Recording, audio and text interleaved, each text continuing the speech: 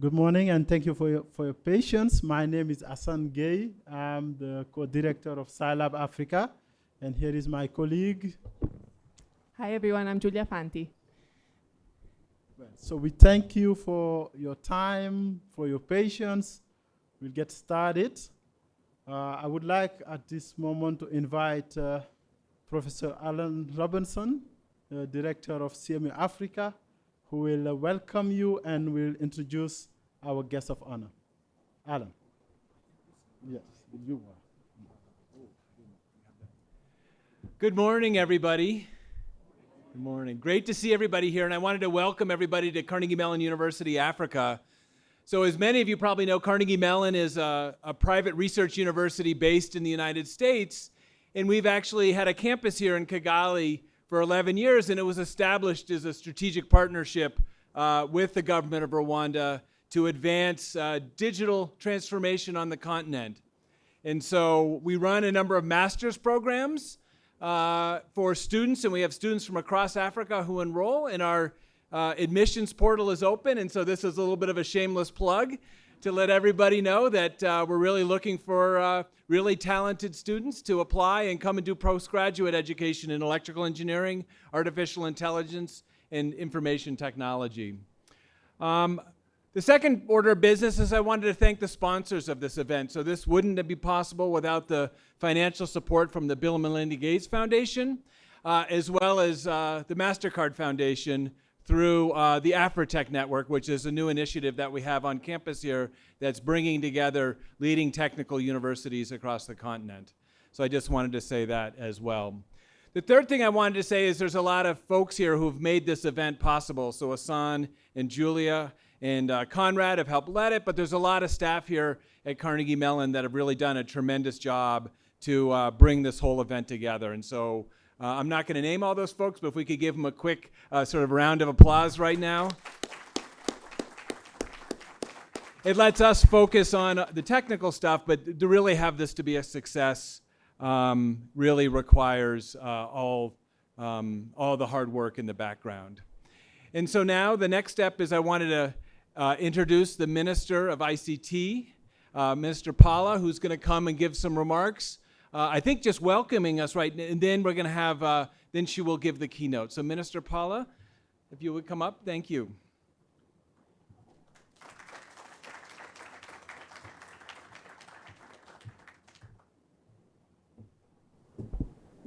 Good morning. Honorable Minister Austin Dembi, the Minister of Health from the Republic of Sierra Leone, Professor Alan Robinson, the Director of CMU Africa, Dr. Asane and Dr. Fenty. I'm refusing to use the second names in case I misspell them or pronounce them.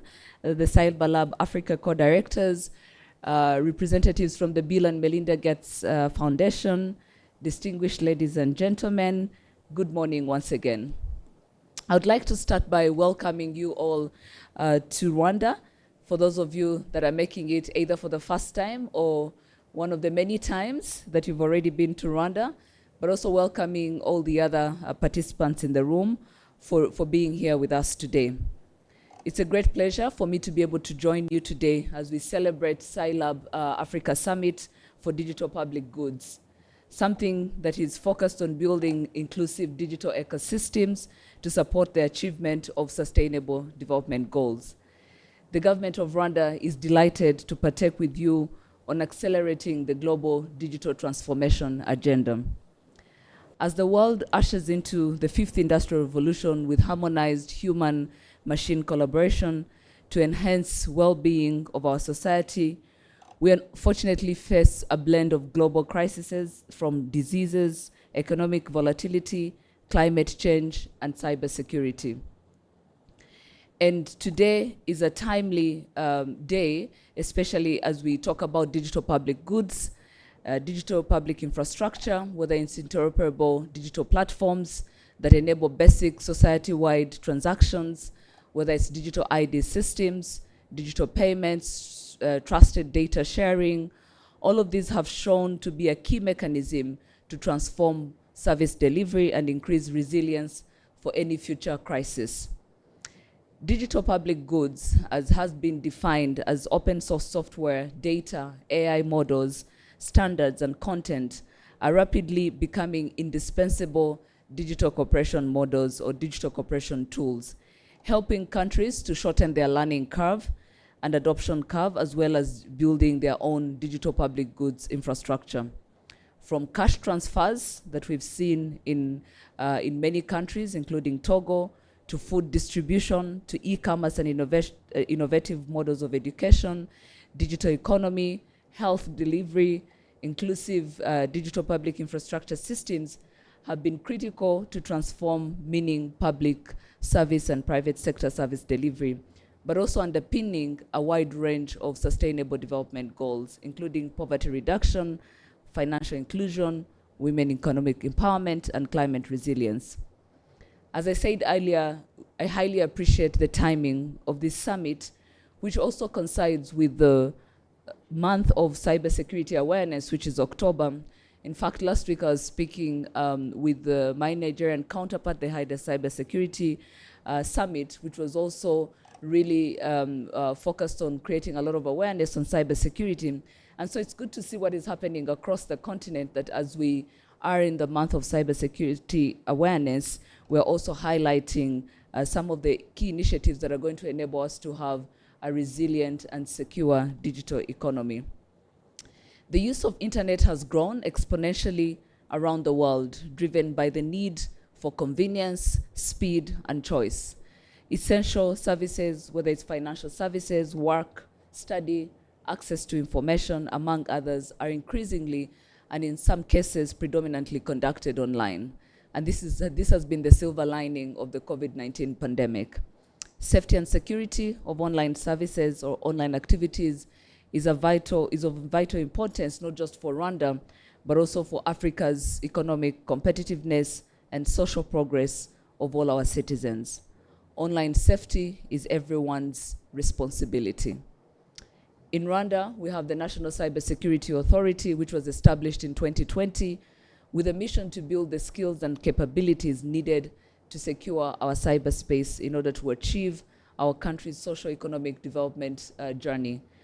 Rwanda has taken steps to protect personal data and privacy by enacting the Personal Data and Protection Law, which was officially gazetted in October 2021. And a data protection office is already in the process of being established. But this is not something that's only unique for Rwanda.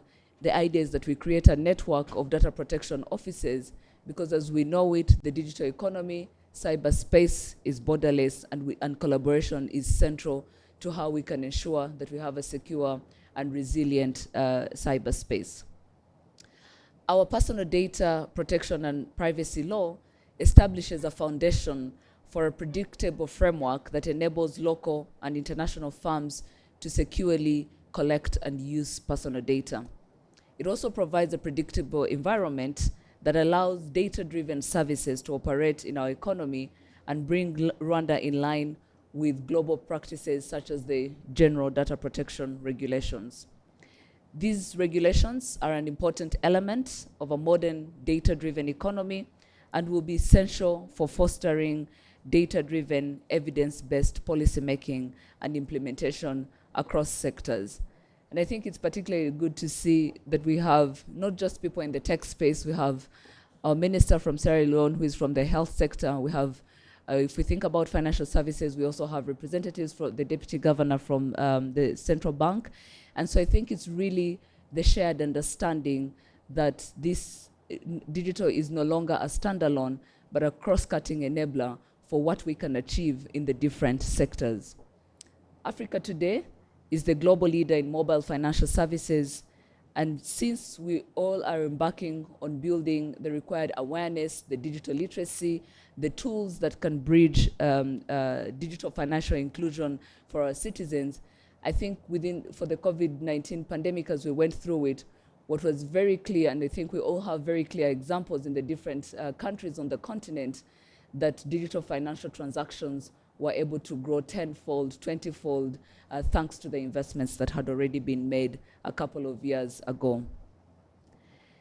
And I don't want to take a lot of time because I know we have some very exciting conversations that are lined up for us for the rest of the day.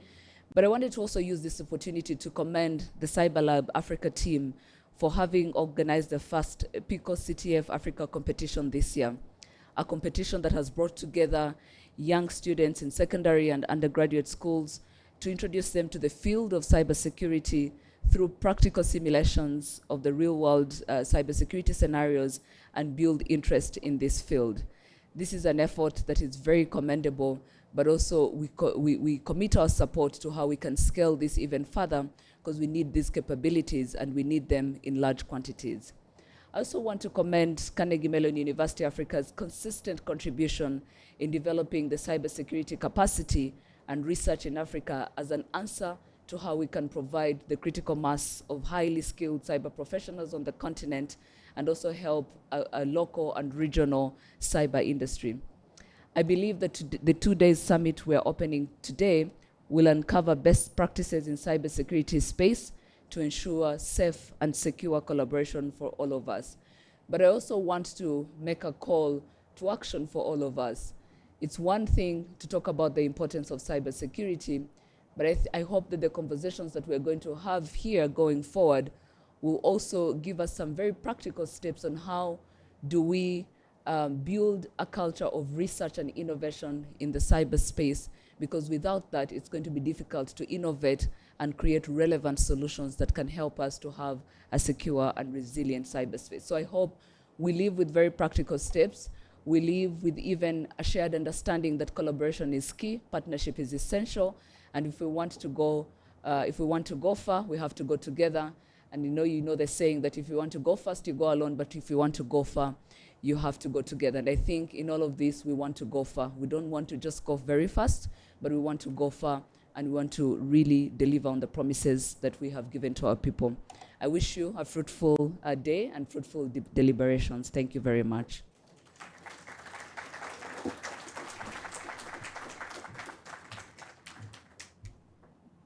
Thank you, Honorable Minister. That's such a wisdom. If you want to go fast, go alone. But if you want to go far, go together. Thank you for your address. So at this moment, I would like to acknowledge also the Honorable Minister from Sierra Leone, Dr. Austin Dembi. Thank you for being with us. And the Deputy Governor from the Sierra Leone, the Central Bank of Sierra Leone. Thank you for being here, Dr. Stephen. So we'll proceed with the program. So we'll give a little bit of logistics and maybe set the stage for this conference, and then we'll move to the first panel. So I'll let my colleague Julia Fanti present the some slides about why this summit, and then we'll start. Julia, slides up, please.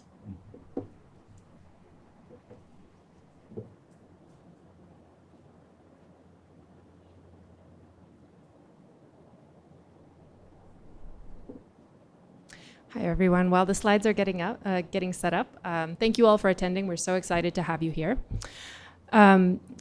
So the digital transformation is a great opportunity for Africa, and securing Africa's digital ecosystem is a great challenge due to its fragile and unique nature. So CyLab Africa was designed to enable digital transformation through a combination of access, trust, and resilience. So in the interest of time, we're going to skip over part of this, but this conference is really designed to be about digital public goods. So open software, data, AI models, standards, and content. They're being deployed globally, and the Upanzi Digital Public Goods Network was established here at CMU Africa to study these questions and more.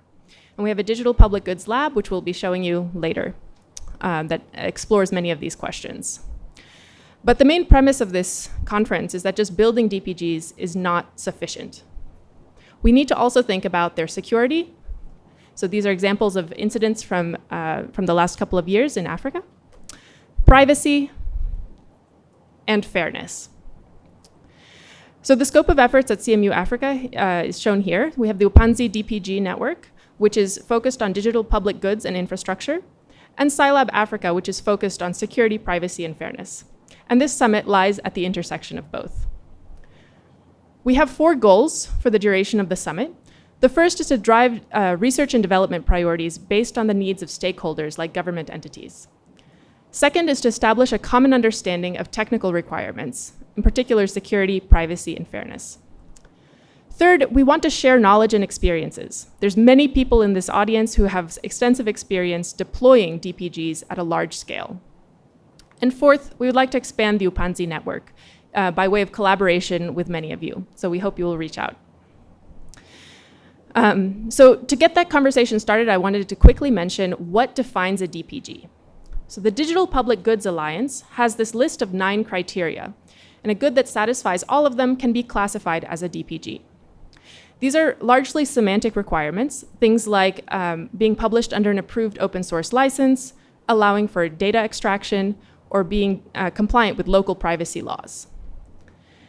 However, our stance is that these standards alone are insufficient to ensure security, privacy, and fairness.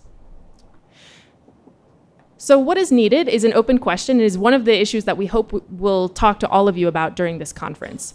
But we have some initial ideas. For example, we think there's an important role for end-to-end evaluation frameworks for DPGs.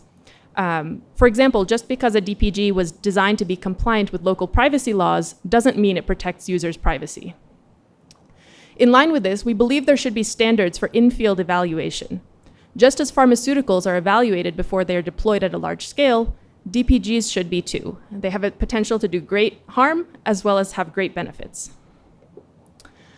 We also believe there should be sustainability solutions and models that ensure that governments don't adopt DPGs and then end up reliant on software that's no longer being maintained. Fourth, we believe there should be support for infrastructure. For example, network connectivity that may be required for many DPGs to work.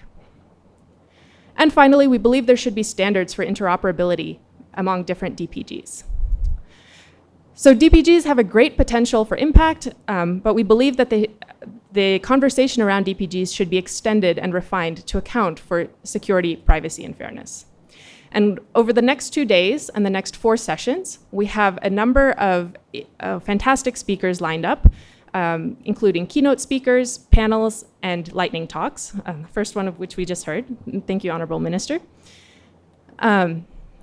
And then, yeah, just a few things. As I mentioned earlier, we'll have the gala dinner tonight, and we will provide transportation there. And please do keep your lanyards on for that. So with that, I'd like to have Asan introduce our first panel. Thank you, Asan.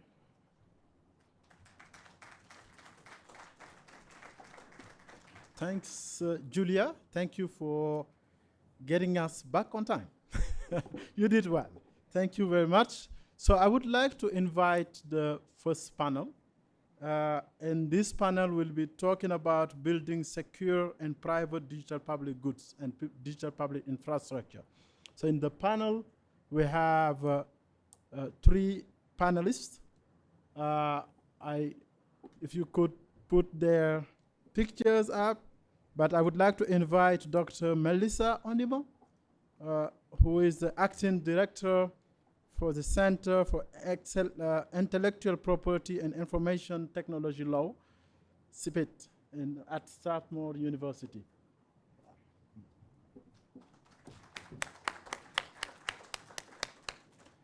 I would like to invite Gautam Ravichandra. I hope that the pronunciation is correct. Great. So thanks for joining us. He's the director of eGov. eGov, one of the digital public goods that we'll be talking about. So. And the third panelist is a colleague of ours, Professor Via Sekar from Carnegie Mellon University, Vyas. So I will let you introduce yourself, talk for a couple of minutes, but how I would like to start is while you're introducing yourself, I would like you to tell us a little bit, when we talk about secure and private digital public goods and digital public infrastructure, what kind of a bell it rings on your head? So we start with Melissa. I hope I'm getting this right. First of all, thank you so much, Hassan, for inviting me here. It's an honor to be here and to represent Strathmore University. It's always intimidating to be the lawyer in the room when you have all these engineers looking at you. So if you have an issue with anything I have to say, you can see me in the back after the presentation. So my name is Dr. Melissa Omino. Please call me Melissa. I don't like using doctor because I'm not a medical doctor, but my profession and my parents demand me to use doctor. I am the acting director of the Center for Intellectual Property and Information Technology Law, which is a research center at Strathmore University in Nairobi. And Karibu Sana Nairobi. We are having a summit soon, and I will send the emails if I am allowed to do so. Relay. Thank you, Hassan. So when I talk about, or when you ask the question about security and privacy, the first bell that rings in my mind is trust. That's the first thing I think about. These public goods and these digital infrastructure solutions need to inspire trust to the end users and also to the people who are developing them. Why? Because when you talk about anything to do with the public, we also think about public interest. So that's the first thing that rings in my mind. And then I was like, well, it's been covered already this morning when we talked about data protection laws, and we talked about security in terms of cybersecurity, making sure that there is no attacks or cyber threats, but also looking at it in terms of inclusivity, I think also is an issue about privacy and security as well. So that's what rings in my mind. We can elaborate a little bit more, but I think I should give the floor to someone else. Sure. Thank you, Melissa. We'll definitely elaborate on trust and inclusivity. Very important. So, Getham, we'll move to you. Tell us about eGov and what kind of a bell it rings when we say security and privacy. Sure. So, eGov Foundation, we've been around for about 19 years. We are exiting our teens and becoming adults next year. And so we've been working on the space of DPGs and DPIs pretty much for the past 6-7 years before it actually started getting called DPGs and DPIs. But we've always believed in the power of good open source software to empower governments to deliver good quality services and really ensure all citizens get served well. So we believe in that, but we also realize the risks, which is why when you say secure and private, security comes down to not only how is the technology developed, right, which is the digital public good part, it's also how is it implemented, which is the digital public infrastructure part. And I think we should understand that just good code without good implementation does not really ensure security. The second part of it is privacy is built on top of a layer of security, and it requires further thinking about who needs to see what information. And it's a tricky problem to solve because as governments, to make decisions, you need a lot of access to information, but at the same time, you need to do it in a way that citizen privacy is protected at the last mile. Otherwise, you lose trust. And therefore, the way we think about it is going back to what Julia had. You need to have those end-to-end evaluation frameworks, both for the public good, the public infrastructure, and from layers of security and privacy. Doing this right actually can result in a lot more people adopting these systems and actually seeing a difference in their lives. Getting it wrong means you have to then go back 5 years and rebuild that effort. So that's why this is one space where it's good to go a little slow, good to get it right, so that we can go far. Definitely. Thanks, Gautam. Actually, as we are on the onset of this, making sure that we are doing it right is indispensable. Thank you very much. Vyas, we'll move to you. So, as someone from the university, what kind of a bell it rings in your mind? Thanks again. Thanks, everyone. This is a great event, and it's wonderful to be in Kigali and in Rwanda for the first time. So I'm from Carnegie Mellon. I'm Vyas. So I work broadly in cybersecurity and systems at CyLab in Carnegie Mellon. So when you talk about digital public goods and digital public infrastructure from the academic side, so as academics, we are often programmed to think about like design of systems. But when you actually think about things that are going into the field and affecting like millions and billions of people, then suddenly it changes the game on like what research and what kind of research you should be looking at. And to me, what rings a bell from the academic side is the question of scale. How do you get this infrastructure to scale beyond like academic prototypes? The second question is beyond design. How do you design these systems to be operational in the field? And that's unique challenges that traditional academic questions don't really tackle. And the last part, again, and related to sort of operationalizing and scale, to me, is the issue of like, how do you handle diversity? Diversity of users, diversity of deployments, diversity of like policies. And these are all sort of suddenly fundamentally change the academic thinking in terms of the problem formulation or the solutions. And that, to me, is like the first thing that rings in my mind is like suddenly I have to put on a very different kind of thinking hat to solve these problems than a traditional academic publication, for example. Thank you, Vyas. We have talked about trust, inclusion, implementation, privacy, scale, testing in the field, what Julia was saying. So I would like to ask to the ministers, as you are heads of very important aspect of the nation's life, when we talk about security, privacy, and fairness, I wouldn't say what kind of a bell it rings, but what comes to mind when we talk about those. I will start with Dr. Dembi. Well, thank you very much. I think this is very inspiring. In my daily activities, I'm putting one foot ahead of the other, solving problems, and it's important to take a break and come out and look up a little bit more and see what the horizon feels like. I think for me, I remind people that my primary responsibility is to help better define the problem and then look for people to come up with solutions for me.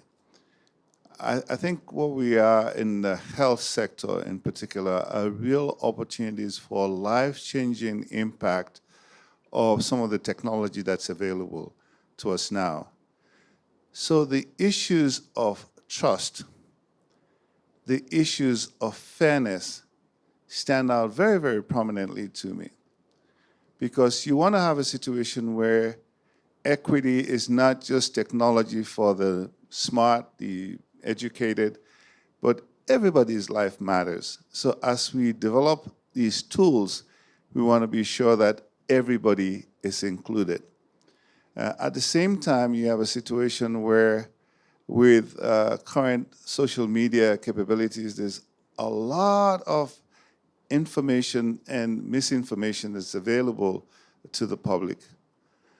Being able to develop a track record of trustworthiness, of importance where people rely on you, and creating a partnership between you, the provider, and the people who receive these services is vitally important. And I think some of the tools that we're talking about should be able to bridge that gap between the providers, the developers, and the end users, and ensuring that, you know, if you hear these messages that are coming from elsewhere, you go back to your trustworthy and say, what does my reliable institution, what's my reliable tool telling me that I should look at? So I mean, those are two important things that come to mind. Thank you very much. Thank you very much, Minister. I think I would probably build on what Melissa said, which is really around trust and how do you build trust, especially when we're talking about digital tools, platforms, and everything. If you're thinking about security and privacy, and specifically in the tech ecosystem, what you want to see is when we are building these platforms and tools, do we have a privacy-first mindset as we build them? Do we have a security-first, design principle as we are building this? Because I think it's not a question of just building them to achieve a certain objective and then realizing, oops, there are loopholes, people's data is not well protected, people are being exploited, but rather, how do we already have these as design principles, even from the get-go, as we build these platforms and tools? And it comes back to some of the presentation that was done before this panel, which was really around how do you create standards? And those standards are really what will translate into those design principles that ultimately when you have a product and you're beyond, to your point, you're beyond academic prototypes, it already fulfills these design principles of a privacy-first approach, a security-first approach. Now, one would also argue that sometimes when you focus too much on that, then you're also going to inhibit innovation to a certain extent. And I think it's always a thin balance between how do you create innovative business models around these products and tools and platforms without necessarily exposing the privacy of the people, without creating security loopholes. But I think once you already design that as a principle, and it's one of your design principles, then you're able to achieve that, and you can sort of innovatively or creatively build products with those design principles in place. Thank you, honorable ministers. We'll come back to the audience in a moment. I have heard actually bridging the gap between the providers and the users. And some of our colleagues here, I have heard them say, design for the people. If you don't design for the people, they will not use it. Okay? And then you will not help them. So very important. I have heard about security and privacy first. That's very important. If we roll out without the security, rolling back is quite difficult. So that's very important. So as we are talking about DPGs, and Gotham, you have worked on memorable DPG eGov. So what are the challenges that you have seen while developing a DPG, especially making sure that security and privacy is implemented at the design phase? So I think I'd like to take from where the minister actually started, right? You need to have these design principles, but the design principles by themselves are insufficient because a principle then needs to be applied. So the way we think about this is if you have principles, then you have tenets, things that you will always check for, always do, and then you have practices. And then anyone working in a DPG development team is evaluated against how well they're able to adhere to those practices. And that goes in from day one. It's not an audit at the end and then you go back and fix it. It's from day one, you say these are the practices you actually train on. And actually, the key thing here is it's between closed source and open source, right? Which is one of the conversations we always end up having about security and privacy. The development practices are the same. It's discipline to say we will actually ensure that every member is trained on these practices. Anything that actually is going even to a pilot on the ground has passed these bare minimum barriers. The second element is when we think about privacy, it's very easy to get caught up in what is it that my sponsor, the government and institution, my agency on the ground that's implementing it want. And sometimes we forget what is the bare minimum information that they need. So it's interesting, we did a study with MIT out of their Internet Privacy Research Initiative, and we looked at, of all the data that a government collected in a state in India, how much of it was actually required to be collected. And so we saw that there was a possibility to say there was a certain amount of data minimization. But what this also said was we were focused on government efficiency. So we were able to construct indices that said, with a certain reduction in information collection, you can increase privacy protection without trading off government efficiency. And that's important. We cannot think of these as zero-sum games, right? That either I have privacy and security but no efficiency, or I have efficiency and no privacy and security. And that tends to be a very simple thing that people get caught up on. But having the right indices, measuring the products, and then auditing them is important. If this is working, yes, thank you, Gautam. It's very interesting. So this duality between privacy, security, and efficiency, should we go one or the other? And you were telling us that no, we should be doing them both, and it's possible. I come at it from an economist, right? It's kind of like take the classic guns versus butter.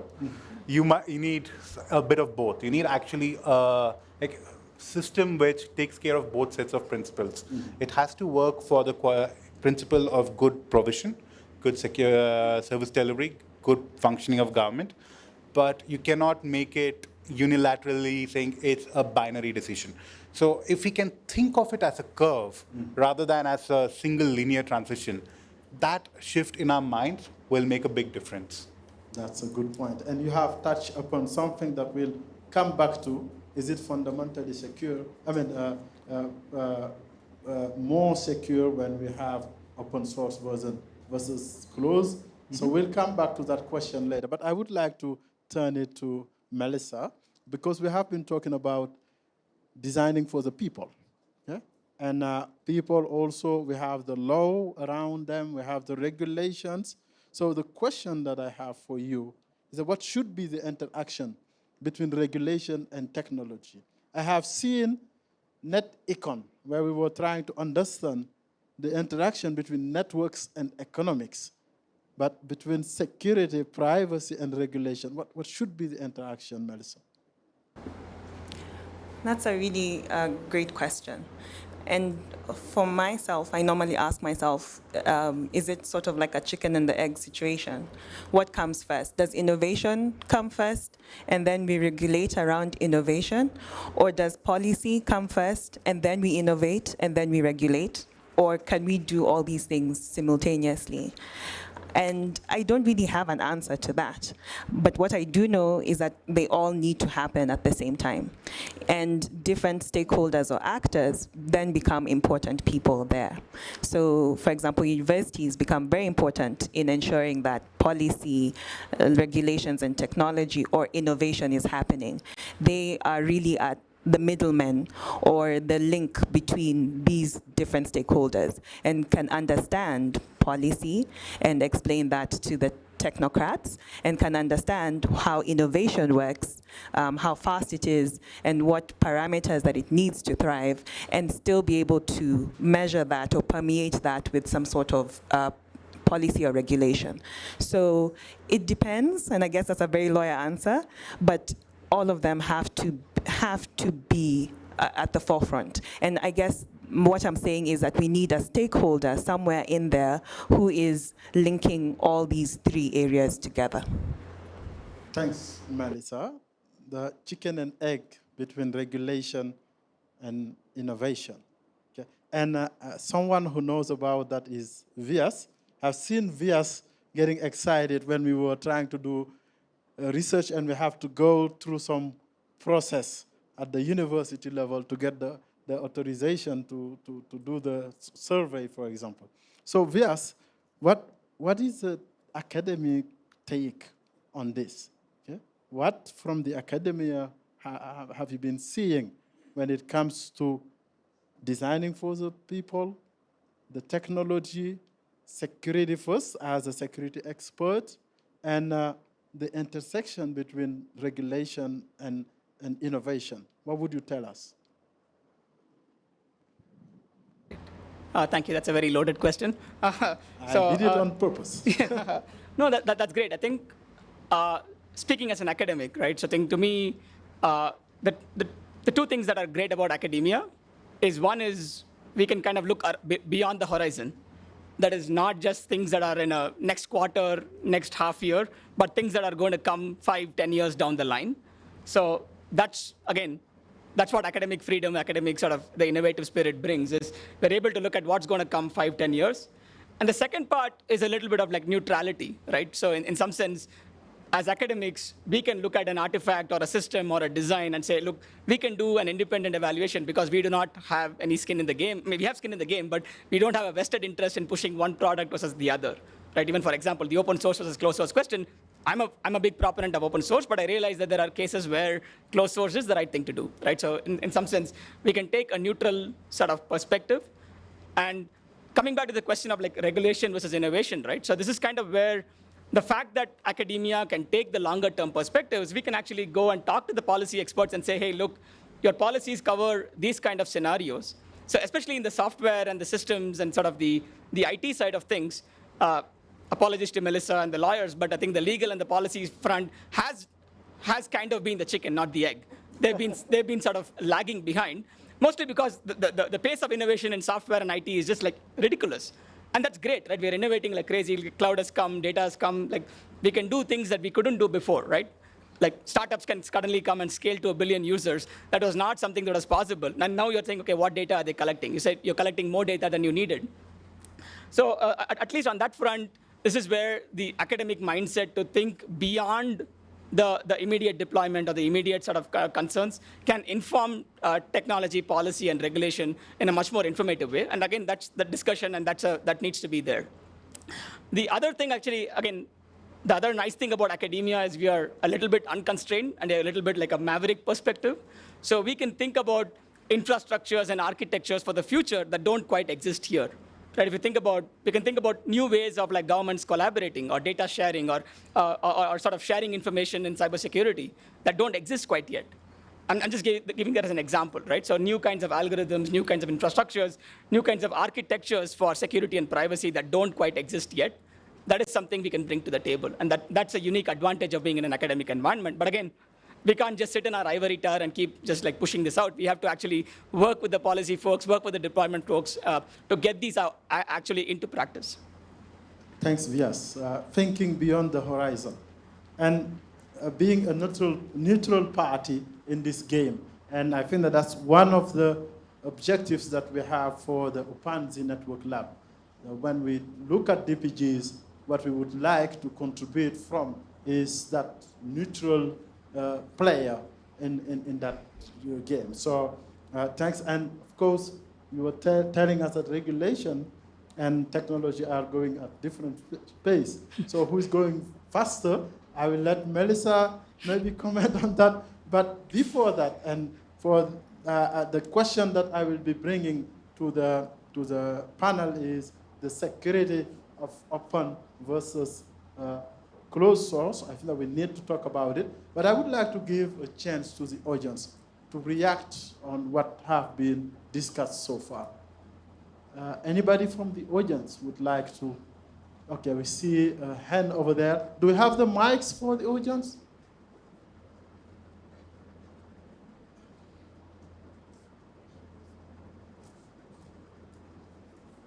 Can you introduce yourself? And Sure. My name is Keith Breckenridge. I'm from the University of the Witwatersrand in Johannesburg. I'm really taken by the interest in trust, but I wonder if it's worth thinking about whether trust really can be engineered or evaluated. And I think the reason is I think trust is fundamentally about experience. There's also a danger of linking trust to privacy in an engineering way. So if you take the example of the Scandinavian population registration systems, you couldn't have a more privacy-dissolving technology than the tax and population registration systems that exist in Scandinavia. They are astonishingly public. They really expose people. They expose tax systems. They expose income and property. But people trust them fundamentally because they have very long histories of not being abused. And I think that's the problem we really need to be careful about. There's no way you can really engineer. You can ask for less information than you probably, than your customers are asking for. But the real problem is how to establish the expectation that these technologies are not going to be abused in some way. How do we establish, if you like, the permanence of the absence of abuse? Very interesting. And trust, can it be engineered? We'll challenge the engineers in this room. But I mean, one example I would like to share about trust is my father and his debit card. So the bank actually provided him with a debit card. He really didn't need it from his perspective because he was fine with paper reports and he was going through it every day and see what's going on. And one day he observed that there was some transaction in some remote country from his account using the debit card he was provided.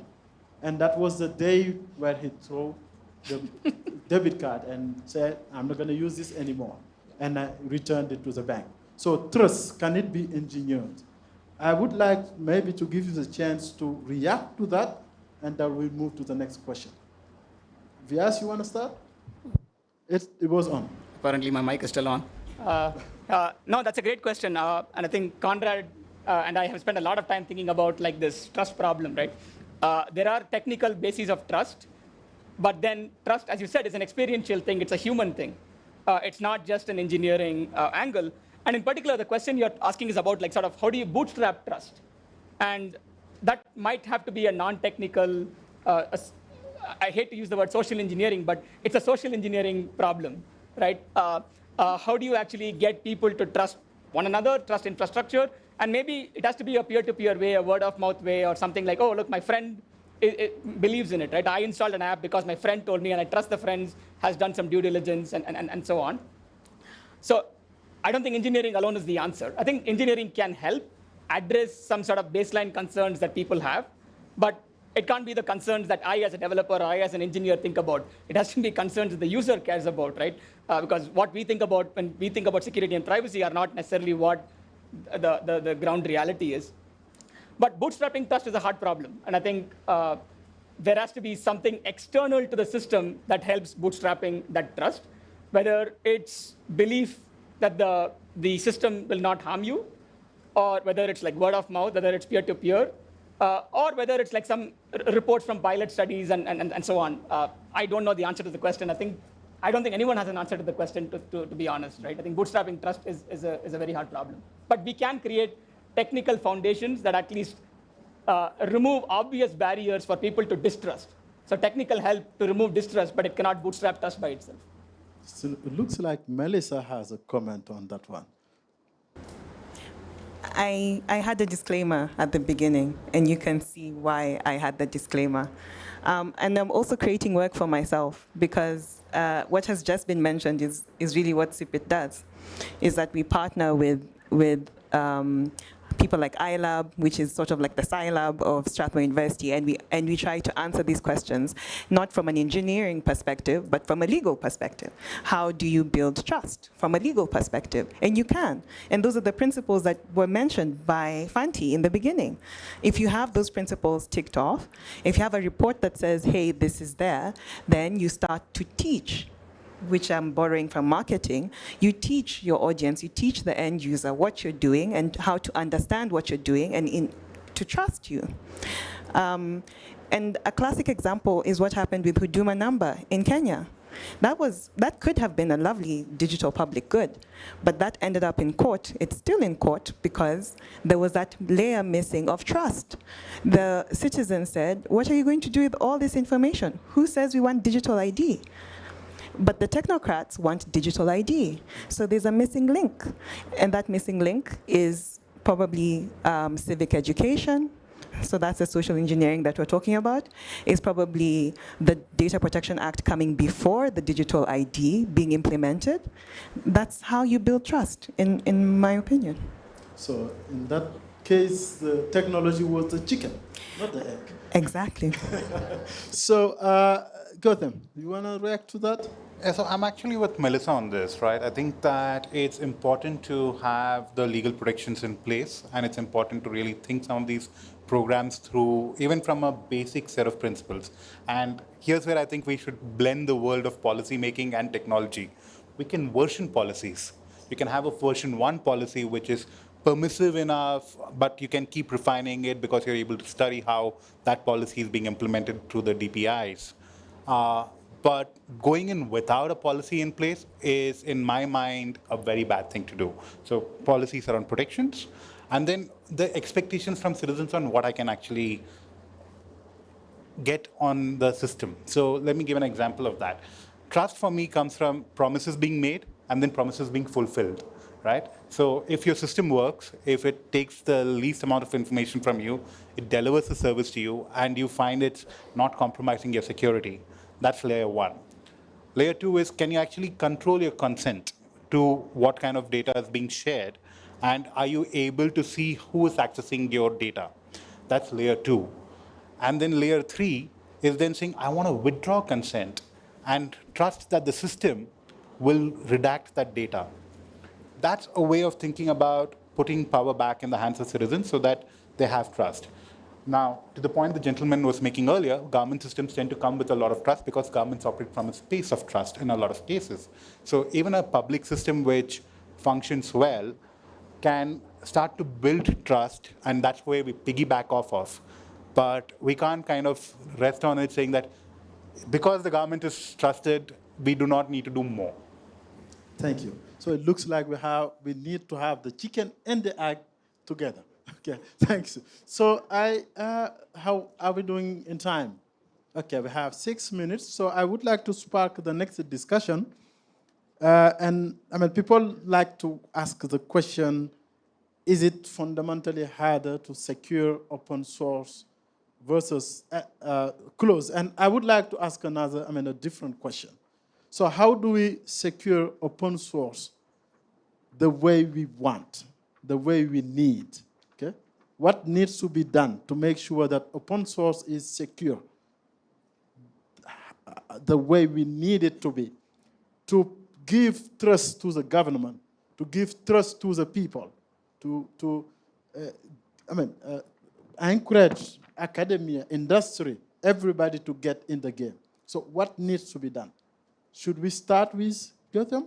And I will open it to the public also, okay? The audience, sorry. So I think one starting point definitely is what you had on the slides up there, right? Can academia come out with those neutral end-to-end frameworks, carry out these evaluations, and do this both in terms of I've evaluated the code that's resting in GitHub, but I've also gone and audited the implementation that is running in a country.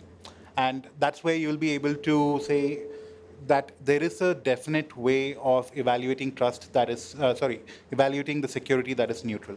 I think the second element of this is we keep thinking it's all about the DPI and the DPG, but it's also about the programs that wrap around it. So I'll give a very simple example. You can implement role-based access controls where everyone gets to see data based upon their logins and you've controlled everything in the system. But if in my government office, everyone's logins are printed up and they know what to kind of print in, log in and check, then that's not really securing it. So you have to think about how do you build the behaviors and the practices within the users and within the administrators of these DPIs to ensure they stay secure. And that is the harder challenge in my mind. So the user part. So they say users are the weakest link in the security chain. Sorry about that. Or the strongest. Or That's the where the strongest. civic education, capacity building matters. So how do you turn the weakest link from the, to the strongest one? That's an interesting question. Melissa, do you want to react, or should I give it to the chicken first and then the egg later? Okay. Vyas, what would you say? No, that's a great question. I think whether you're open or close, I think the reality of modern systems, digital goods, is that we actually live in a very, very complex ecosystem. Even if you're a closed source thing, you're actually dependent on a ton of things in your supply chain. Like your software supply chain has things that you don't know about. So what we actually need, whether it's open or closed source, and actually it might be easier in open source, is to actually, and there's actually work at CyLab and my colleagues work on this, is to kind of create what's called a software bill of materials. Right? I'm just giving an example of things that might help, right? So you basically say, here's a bill of materials for a building, here's the supplier, here's how they're verified, here's the certifications they have, here's the versioning. So that actually at least helps you identify the threats and the risks that you're facing. Like say, oh, this good has a dependency on this version of this open source software or library that might have not yet been patched or might be compromisable. So that risk assessment is going to be a very important part of this whole ecosystem, and it has to be a continuous risk assessment, right? In security, we actually have a problem, a common problem. It's called, and I think it relates to what Gautam was talking about, it's called the time of check to time of use problem, right? I checked something today, my software is great, but when I actually run it, some vendor actually implemented it or ran it on a hardware, it's no longer secure, right? The time of check and the time of use don't match. So this risk assessment is not just about software and design, but also in a continual way. The other thing I would actually have to say that we have to have a collaborative way of doing it, collaboration across academia, across industry, across deployments, across governments that are using this similar kind of open source to be able to share data, breaches, vulnerabilities a little bit more freely. So at least historically, and the mindset is changing, historically, people are very reluctant to share that their system was ever breached because their fear, oh, my stock will go down or there's a bad PR. But the reality is that information from the data breach is actually very helpful for securing the future. That forensic information is very useful, and hiding it is actually doing a disservice. So regulation on like saying removing the stigma of like breach and exploitation reporting. It's actually something that policy can help with, and say, hey, look, collaborate to create these standards for reporting that enable a more sort of flexible, collaborative data sharing environment. Thanks, Vyas. From what you were saying, actually, you say, so this bill of materials where, as open source, you were using a lot of tools that are provided by closed source. And in the other way also, I thought there are some statistics that says that in the software development, 90% of what they use is open, even if they claim to be closed. So we need to go together. That's what you were saying. Melissa, what would you tell us? I would say there's also the perception about what open source is and how do you secure something that's open, right? For the layman in the room, I'd say that. Once you hear open, immediately there's a perception that there is no security, there is no expectation of privacy. So there has to be that teaching that happens. But also, what has already been mentioned is the question of sharing, collaboration, because from what I understand is if it's open, more people can poke into it and find out bugs in the system and solve it and help you solve it. Whereas closed systems, I can find a bug, but the proprietor is not obligated to change it and will even deny that it exists. So more open, to me, is more secure, but the brain, English words, tend to not agree with that. So there's a lot of teaching that has to happen in terms of, for the public especially, in the public interest, to let them know that an open system does not negate security and does not negate privacy. Thank you, Melissa. So our timekeeper there, Andrew, is telling me that time is up. So the discussion was so interesting that I didn't feel the time going. So maybe, I'm sorry to the audience, I won't be giving you the chance to react again, but if you have any burning, quick remark that you want to make from the audience, from the panel, Melissa? Okay. It's been really interesting to think about these questions, Hassan, and it's been especially interesting to identify digital public goods in the Digital Public Goods Registry that have come from Kenya. Yet this is not a conversation that's being had. We're having conversations about digital divide, digital gap, digital infrastructure, but digital public goods is a fairly new conversation, yet it has been happening. So if you are from Kenya or from East Africa and you're wondering an example of a digital public good, I would ask you to look at Ushahidi, which used to look at election violence in 2008, but has now moved on to be a crowdsourcing software that looks at a number of things, the bad roads in Nairobi being an example. So digital public goods are already with us. The terminology might be different, but the concept is already there. Thanks, Melissa, for that. Panels, should we just give it back to Andrew? So I would like to thank the panelists. Could you join me thank them? And thanks the audience, and thank you for your time, and thank you for your attention.